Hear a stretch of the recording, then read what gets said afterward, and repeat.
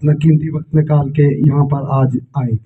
इसके अलावा मेरा कलां के इन तमाम दोस्तों का, क्योंकि वक्त बहुत कम है, एक तो जब भी जहाँ भी जाते हैं दिल की बातें करने को मौका ही नहीं मिलता है।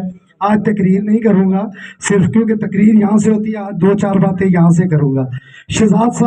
शहजाद गुल साहब को अगर किसी ने कुटली बाला बुलाया ना, चंद नौजवान बच्चों ने, तो शहजाद साहब ने नहीं कहा ये छोटे बच्चे हैं, ये अपने को जितनी भी मसरूफियात है उससे निकाल के तो ये कुटली बाला पहुंचे। अगर किसी ने लाहौर कहा तो ये लाहौर आए। नौजवानों के सर पे बिलखसूस, क्योंकि यूथ जो है ना वो हमारा सरमाया है, और यूथ का साथ जितना शहजाद गुल साहब ने दिया है, मुझे नहीं लगता कि आज दिन तक जितना मैं सियासत को जानता हूँ किसी भी सियासी लीडर ने इतना वक्त दिया हो। तो शहजाद साहब हम आपसे ऐद करते, जैसे कि अभी ज़हीर साहब ने सारी बातें कर दी हैं, गो कि मेरा भी किसी और पार्टी से ताल्लुक है, लेकिन आपकी शख्सियत की खातिर, आप जैसे मुखलिस इंसान की खातिर, क्योंकि ये हमारे अपने हैं, कहाँ नथिया गली, कहाँ कहाँ हम लोग जाते थे, लेकिन नहीं, अब हमें कहीं नहीं जाना पड़ेगा। ये हमारे घर के फर्द है, ये हमारी फैमिली का हिस्सा है, हमारे दुख सुख के साथी हैं। हम सब ने मिलके इनको इंशाल्लाह कामयाब कराने, क्योंकि यहाँ पर सारे क्रिकेटर ज़्यादा बैठे हुए हैं, कुछ ऑर्गेनाइज़र बैठे हुए हैं। तो अगर क्रिकेट की बात कोई मद्देनज़र रखते हुए कहूँ तो शहजाद साहब आप फाइनल में पहुँच चुके हैं। जो इनिंग्स आज से 3 साल पहले आपने खेली थी, जो आज से 3 साल पहले आपने क्रिकेट का आगाज किया था, जो रफाई काम किए, जो फलाई काम किए, जो दोस्तों का साथ दिया, आज हम पर ये फर्ज है कि हम उसका इनाम की सूरत में 8 फरवरी को आपको दें और आपको असम्बली में पहुंचाएं। और इंशाअल्लाह हम लोग ये ऐद करते हैं कि आपके साथ शाना बशाना, जानी व माली, जिस तरीके की भी आपने हमारी ड्यूटी लगाई, हम वो अपनी ड्यूटी सर अंजाम देंगे, क्योंकि वक्त बहुत कम है और मेरे से ज़्यादा यहाँ पर मुकर्रीन मौजूद हैं, इसलिए ज़्यादा वक्त दे दूँगा। अल्लाह हाफिज़। सिर्फ चंद अल्फाज के लिए बशीर चाचा से दरख्वास्त करूंगा कि आप 2 मिनट के लिए आप स्टेज पे आ जाए। जनाब बशीर चाचा।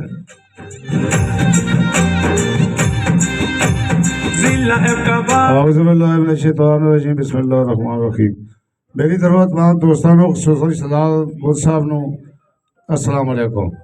दोस्तों तकरीरा सब कर रहे हैं, लेकिन मैं आपको एक शॉर्टकट बात बता दूं कि आप सब शहजाद गुल है, तो 20-30 वोट एक आदमी भी अगर निकाले तो ये 100 आदमी है, तकरीबन 4000 वोट तो ये बन जाते हैं।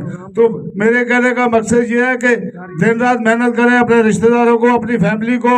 तो बस हम इनके लिए दुआ को है कि अल्लाह ताला इनको असम्बली में ले जाए। बाकी जो नबली महरा की जो मुश्किलात है वो शहजाद गुल साहब को हर चीज़ का पता है, तो वो बात की बात है। जब ये असम्बली में जाएंगे फिर हम इनके पास जाएंगे, फिर कहेंगे ये काम करें वो करें। फिलहाल इनको काम करने का कोई फायदा नहीं है, क्योंकि फिलहाल हम सब शहजाद गुल हैं और यही समझे कि मैं खुद इलेक्शन लड़ रहा हूँ। तो बस मेरे इन्हीं अल्फाज में अल्लाह हाफ़िज़। ये वोट अमानत है लोगों, ये वोट अमानत है लोगों, इसे सोच समझ कर लुटाओ। ये कर्ज है तुम पर मट्टी का, ये कर्ज तुम पर है मट्टी का, ये कर्ज तुम्हें लुटाना है। आओ ये अहद करो मिलकर, तुम्हें वोट से गलियात बचाना है। इस बार इलेक्शन में दोस्तों एक ऐसा रहबर लाना है, इस बार इलेक्शन में दोस्तों एक ऐसा रहबर लाना है, हो गलियात से प्यार जिसे और गीत वफा के गाता हो गलियात से प्यार जिसे और गीत वफा के गाता हो, जो पाक वतन की मट्टी की, जो पाक वतन की हुर्मत पर बस वारी वारी जाता हो, किरदार में सबसे आला हो, किरदार में सबसे आला हो, न झुकने वाला हो न बिकने वाला हो, जो हल्के के लोगों के दुख दर्द समझने वाला हो, जो हल्के के लोगों के दुख दर्द समझने वाला हो। ये वोट अमानत है लोगों, इसे सोच समझ के लुटाना है। अब मेरी मुराद इस महफिल की जान, जनाब नौजवानों के दिलों की धड़कन, नौजवानों का रहबरा शहजाद गुल अवान साहिब, उनके आने से पहले खड़े होकर भरपूर तालियों से उनका इस्तकबाल कीजिएगा। जनाब शहजाद गुल अवान साहिब। निशान चना मैं बुद्धि कुछ आगे साजी शान चना शहजादी हमारी चरपाई का निशान शहजाद। औज़ुबिल्लाहिमिनश्शैतानिर्रजीम बिस्मिल्लाहिर्रहमानिर्रहीम रब्बि इश्रह ली सदरी व यस्सिर ली अमरी वहलुल उक़दतम मिन लिसानी यफ़क़हू क़ौली सदक़ल्लाहुल अज़ीम। मैं सबसे पहले इंतहाई शुक्रगुज़ार भी हूँ और बड़ा पुरएतमाद भी हूँ आप तमाम नमली महरा के दोस्तों का, बिलखुसूस महरा कलां और ख़ास तौर पर सरदार ज़हीर साहब आपका, सज्जाद आपका, मकसूद साहब आपका और बाकी जो दोस्त यहाँ पे सारे एक एक नाम लूँगा तो लंबा हो जाएगा। आप सबका जो बुज़ुर्ग स्टेज पे बैठे हैं, जो मेरे भाई दोस्त सामने बैठे हैं, आप सबका दिल की अथाह गहराइयों से मैं शुक्रिया अदा करता हूँ। और बहुत सारे लोग मुझे, ये मैंने कल एबटाबाद में भी बात की कि मुझे लोग कहते थे कि आप दरे में कमज़ोर हैं, कोई कहता था मुझे फलकोट में कमज़ोर हैं, कोई कहता था मुझे बीरन गली में कमज़ोर हैं, कोई मुझे बातें करता है कि आप नमली में कमज़ोर हैं। तो मेरे कभी भी मेरे जहन में, मेरे माथे पे कभी आपने ये शक्ल नहीं देखी और ना ये नाउमीदी देखी है। वो इसलिए कि मैं बड़ा पुरुमीद हूँ और ख़ास तौर पर नमली महरा से, क्योंकि ये लोग जब इनको हक सच का पता चल जाता है तो पिछले 40 साल की सियासत गवाह है कि फिर ये अपना सिक्का मनवाना जानते हैं। शर्त ये होती है कि इनको ये बात समझ आ जाए या इनके जहन में बैठ जाए कि जो फैसला हम करने जा रहे हैं वो फैसला हमारा कल पछतावे का फैसला नहीं होगा। आप अल्लाह जन्नत नसीब करे, सरदार गुलाम नबी साहब से इस बात का अंदाज़ा लगा लें।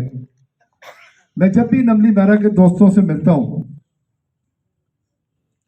तो पहले नमली महरा सिर्फ VC1 या VC2 को समझा जाता था। मेरा ख्याल ये है कि कुछ पहले भी कोशिशें हुई हैं, लेकिन मैंने अपनी तरफ से पिछले 2-3-4 साल से, जब से मैं प्रैक्टिकली इस काम में आया हूँ, मैंने ये कोशिश की है कि ये फ़र्क ख़त्म हो जाए और नमली महरा जो है वो 1-2 नहीं बल्कि 1-2 और 3 VCOं का मजमू है। क्योंकि हमारे साथ जब भी मुझे कोई पूछता है, जब भी मैं बड़ा उतर से नीचे अजीज़ाबाद आता हूं तो मुझे पूछता है कोई कि मैं कहाँ का हूं, तो मैं उनको कहता हूं मैं बड़ा उतर नमली महरा का हूं। सो नमली महरा वाले दोस्तों, यहाँ पे आपका बैठना, जिन चैलेंजेस से, जिन मसाइल से निकल के आप यहाँ बैठे, जो अंदरूनी एका दुक्का खलफशार से बाहर निकल के आपने फैसला किया है, वो फैसला इंशाअल्लाह नमली महरा की इज्जत की बका का फैसला है इंशाअल्लाह। मैं ये समझता हूँ, और लोग हमेशा अपने सबसे ज़्यादा प्यार अगर किसी बंदे को होता है ना, सबसे ज़्यादा, वो परदेश में जाए कहीं भी जाए, सबसे ज़्यादा लगन उसको अपनी मट्टी से होती है, सबसे ज़्यादा प्यार उसको अपने इलाके से होता है। फिर क्योंकि कुरान में भी आया है कि उससे दूसरी चीज़ जो है वो इंसान की बरादरी, क्योंकि उसका तारुफ होता है।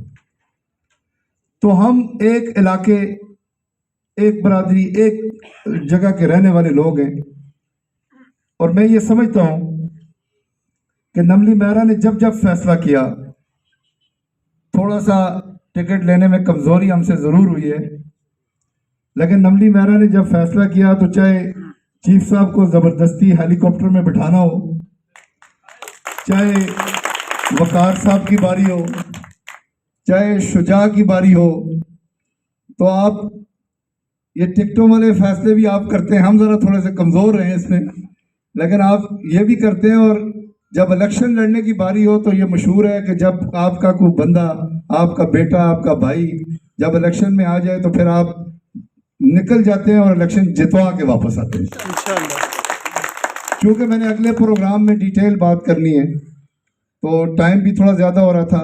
2-3 मुख्तसर सी बातें आपसे करता चलूं। जैसे शुरू में ही हमारे बहुत ज़बरदस्त स्टेज सेक्रेटरी, इसने बड़ी अच्छी तमीद भी बांधी और इसने बड़े वाजे कर दिया कि हमारा नज़रिया क्या है। नज़रिए पे मैं एक बात ज़रूर कर लूँ, क्योंकि मैं कॉर्पोरेट फील्ड का बंदा हूँ, रवायती पॉलिटिशियन नहीं हूँ। बहुत सारे लोग मुझे कहते हैं तुम थोड़े से मिसफिट हो। ना मुझे झूठे वादे करने आते हैं, ना मैं इस तरह के लोगों के बुलंद व बाला चीज़ें उनके सामने बयान करके उनके से कोई चीज़ें उगलाना आता है, ना ही सियासी तौर पर एक्टिंग करनी आती है जिस तरह के बंदा करता है। तो मैं नज़रिए की बात ये बोल दूँ, नज़रिया क्या होता है, जहाँ तक मैं समझू, आप लोग तस्हीह कर दीजिएगा, यहाँ मेरे बुजुर्ग बैठे हैं। अब नज़रिया पाकिस्तान, हमारे पास एक नज़रिया था। वो क्या नज़रिया था कि हम जिस खित्ते पर रह रहे हैं वहां हमें हमारा हक नहीं मिल रहा, वहां हमें हमारा हक नहीं मिल रहा। हम जिस तादाद में मौजूद हैं हमें अपना हक नहीं मिल रहा, हमें अपना तशख़्ख़ुस नहीं मिल रहा, हम मजलूम हैं, हमारे पे जुल्म हो रहा है। तो नज़रिया पाकिस्तान वजूद में क्या आया कि जब भी कोई जुल्म हो रहा है उसके खिलाफ खड़े हो जाएं, जब हक तलफी हो रही है तो अपने हक के लिए खड़े हो जाएं, जब नाइंसाफ़ी हो रही हो तो उसके खिलाफ खड़े हो जाएं। यही नज़रिया होता है ना, इसके अलावा और कौन सा नज़रिया है और कौन सी बात है। तो यहाँ हमने कौन से नज़रिए की मुखालफत कर दी है कि अल्लाह जानता है। आप जिस बंदे से भी पूछें, हर बंदा कहता था आपका हक है। अगर किसी ने ज़ातियात की बिना के ऊपर, अगर किसी ने पर्सनैलिटी क्लैश की बिना के ऊपर, अगर किसी ने सियासी मफाद की बिना के ऊपर कोई फैसला किया है, आप लोगों का हक मारा है, तो मैं बहसीयत है आपका नुमाइंदा, आपका दोस्त, आपका भाई, उसके खिलाफ खड़ा हो गया हूँ। तो इससे बड़ा नज़रिया क्या होगा कि मैंने जुल्म के आगे और नाइंसाफ़ी के आगे सर नहीं झुकाया।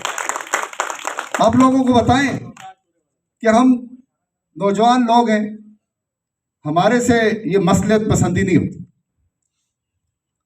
और ये नौजवान का शेवा भी होता है, जितना वो उम्र के अवाइल में होता है फैसले ज़्यादा करता, अमल ज़्यादा करता है, सोचता कम है।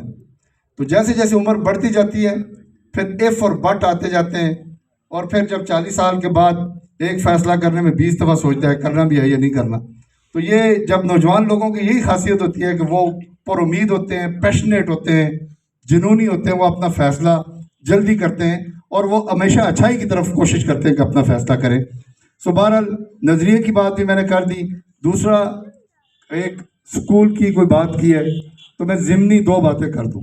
जब मेरे पास कुछ नहीं था, मैं एक हुकूमत का हिस्सा ज़रूर था, लेकिन मेरे पास ना कोई ओहदा था, ना कोई पब्लिक पोर्टफोलियो मेरे पास था, ना मैं पब्लिक ऑफिस होल्डर था। उसके बावजूद भी 2013 से 18 की हुकूमत के दिए गए प्रोजेक्ट्स में से मैंने 23 करोड़ रुपए के फंड रिलीज कराए। उनमें से हमारी दो जो यूनिवर्सल नमली मेरा और यूनिवर्सल बीरन गली, इनके सबसे ज़्यादा लोग इनके अंदर जो हैं, सबसे ज़्यादा लोग इससे मुस्तफ़ीद हुए, क्योंकि मैं वहाँ रहने वाला हूँ। बहुत सारे लोगों को, एक शेराबाद बड़ा तो रोड जब मैंने बनाया तो उसकी जब दूसरी किस्त मैंने रिलीज़ कराई 8.5 या 9.5 मिलियन की, तो ये नमली मेरा रोड का एक ठेकेदार है जो पहले वाला ठेका 4 किलोमीटर है उसके पास, तो वो ज़रा शार्प आदमी था। मैं पैसे मंजूर करा के लाया तो दूसरे दिन मेरा ख्याल है वो पैसे रिलीज़ हो गए। तो मैं उस वक्त सेक्रेटरी साहब के पास गया, मैंने कहा जी वो आपको मैंने पैसे रिलीज़ कराए थे वो 8:30 बजे, वो तो हमने दे दिए हैं नमली मैरा की रोड की। तो मैंने कहा जी हमारे पास तो आए नहीं, किधर गए? तो पता चला कि वो नमली मैरा रोड का जो ठेकेदार था वो ले आया और उसने अपना काम शुरू कर दिया। तो जैसे ही मुझे पता चला तो मैंने कहा यार वो भी हमारा ही अपना रोड है, कोई बात नहीं है उसमें से काम। उसके बाद थोड़ी सी कमज़ोरी मैंने दिखाई, मुझे नहीं दिखानी चाहिए थी, मैं बाकी काम करता रहा। नमली मैरा के अंदर चूँकि हमारे सरदार शुजा नबी साहब हमारे मेयर मुंतखब हो गए, तो एक अखलाकी तौर पे मेरा ये बनता नहीं था कि मैं वहाँ पे चीज़ों को जाके डिस्टर्बेंस करूँ।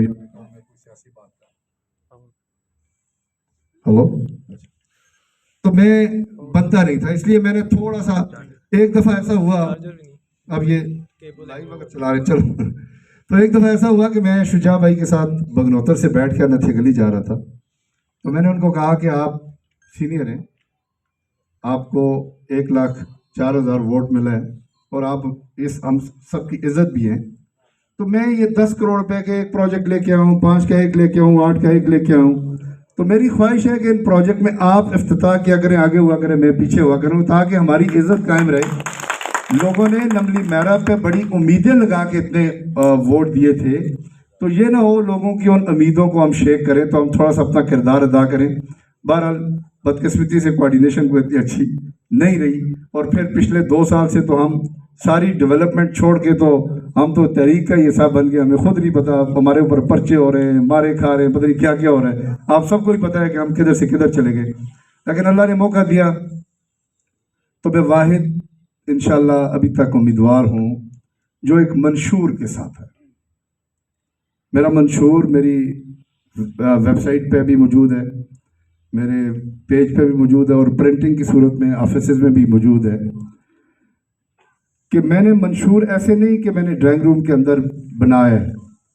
मैं 70 विलेज काउंसिलों में से 61 विलेज काउंसिलों के हर गांव के अंदर मैं खुद गया हूँ,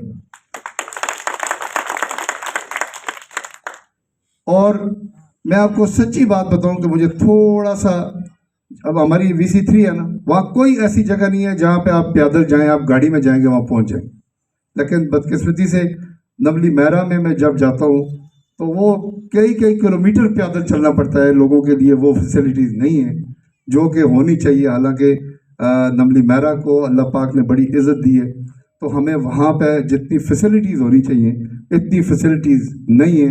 तो चूँकि ये मेरा घर है, मुझे अल्लाह ने मौका दिया, तो इंशाल्लाह प्रायोरिटी का ख्याल रखूँगा, क्योंकि अपने घर के आप लोगों का ख्याल है। मंशूर के अंदर मैंने वाज़े तौर पे लिखा है technical educational, vocational education, emerging technologies के ऊपर क्या करना है।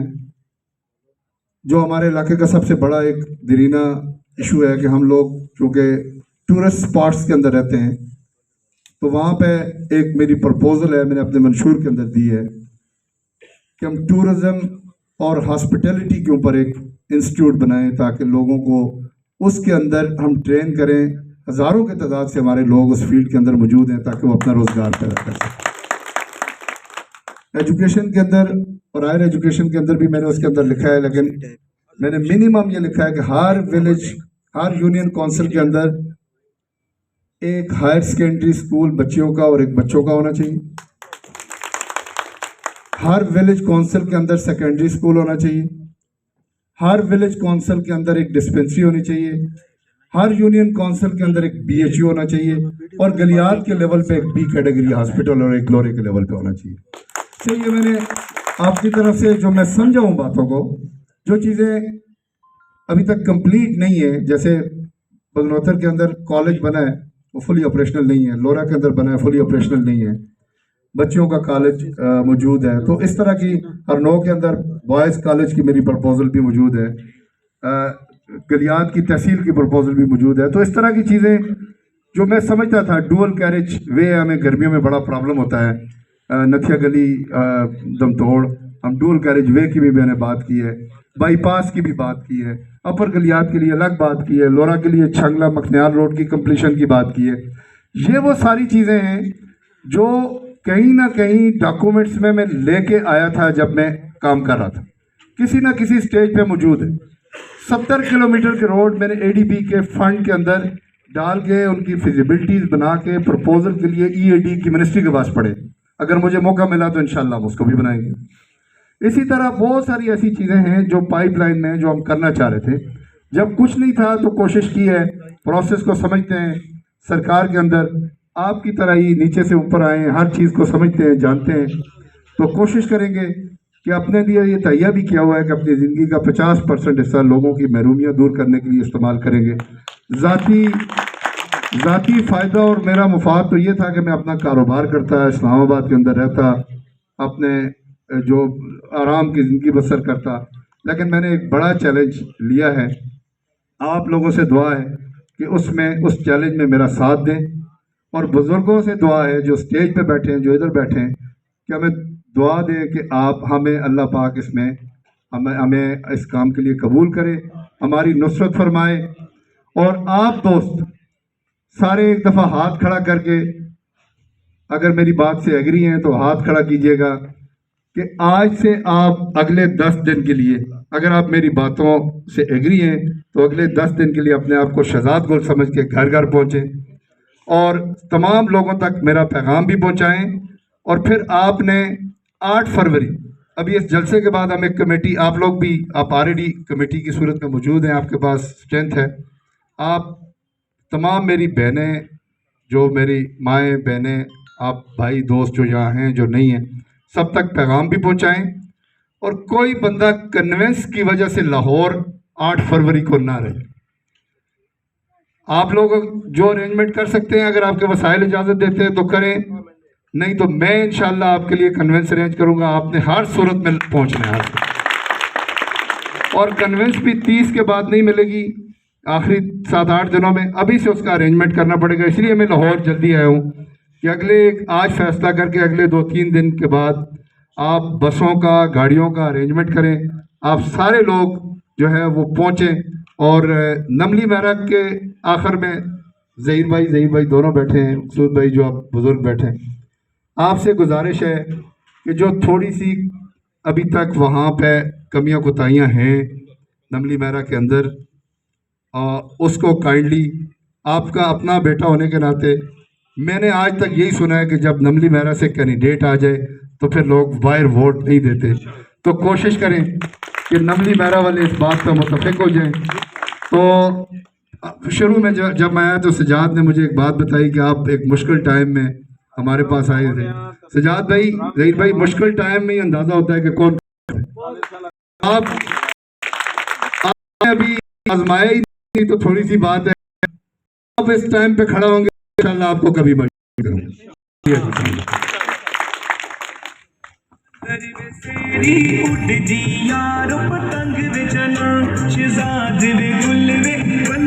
एक ऐलान है